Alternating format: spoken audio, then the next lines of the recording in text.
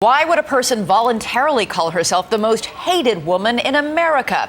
It could have something to do with the 30 aliases she's reportedly used, some 9 different social security numbers, and 14 husbands, as you found out, Chris. That's right. They say she serenaded them with karaoke and hard luck stories, then stole their hearts and bank accounts. But there's something else they say she took, something you can't put a price on. The 9 children she had with some of them.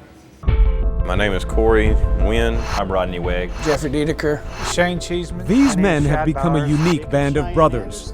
Military men trained to protect our country from the fiercest enemies abroad. But their bond comes from what happened to them here at home, where as young servicemen they say they faced a surprise adversary, one that all their armor couldn't defend against.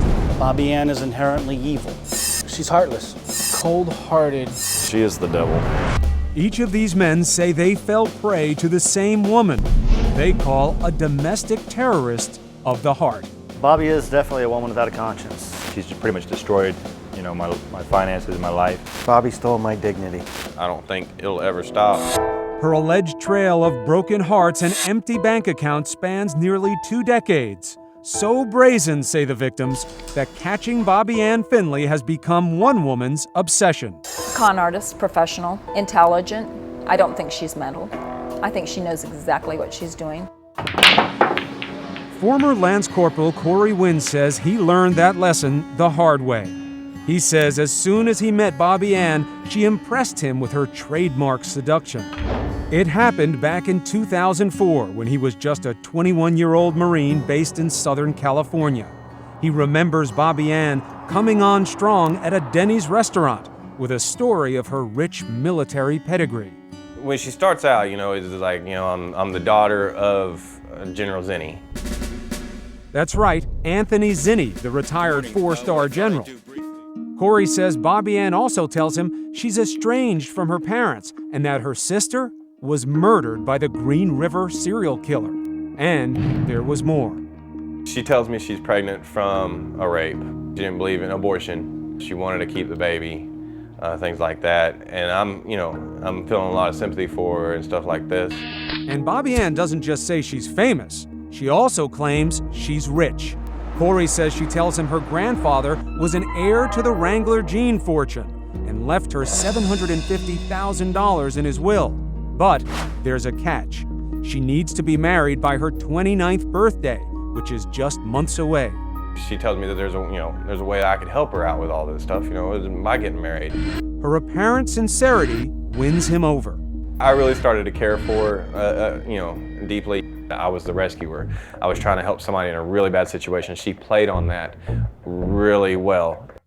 They marry after just 2 weeks and open a bank account together. I just thought it was one of those things that you did. I just, that when you got married, you got a shared checking account. But within days, he says, Bobbi Ann goes on a spending spree, cleaning out all his cash. I would see bounce checks here and here and here, and I'm starting to get a lot of negative hits on my account, on our account that we had. Corey says Bobbi Ann reassures him that her sizable inheritance would more than cover the financial damage she'd done, and he believes her. It's like, okay, we're gonna have a family, we're gonna have a nice place because she's supposed to get some money. Little did Corey know he was not alone.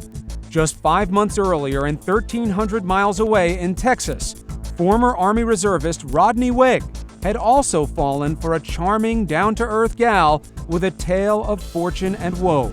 Wegg was a medic stationed at Fort Sam Houston when one night at a San Antonio karaoke bar, he was introduced to a big-voiced Bobbi Ann Finley. She was a fun person. She had a line for everything. She's real witty, real funny, bubbly personality, somebody you like to be around. Rodney says he fell for a different version of Bobbi Ann's hard luck story. This time, she was a divorced mother whose ex-husband kidnapped her children. On top of that, she was doting and vulnerable and tells Rodney he's the man of her dreams. She would come over and she would, make these lavish meals, cook all this food, clean, the perfect little good housekeeping housewife.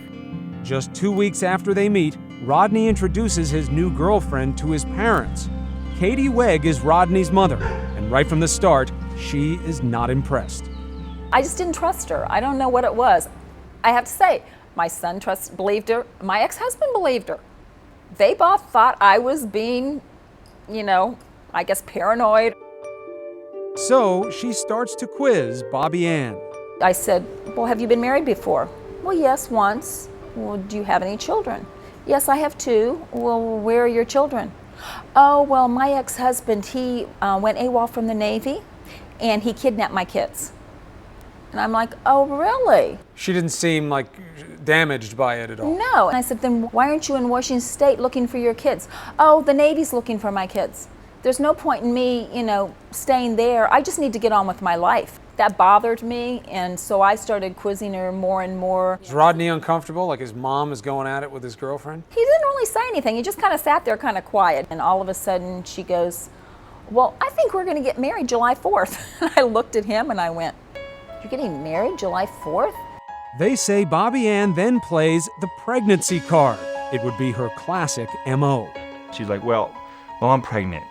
And I was like, oh, really? I was like, we barely, we haven't been with each other but 2 weeks.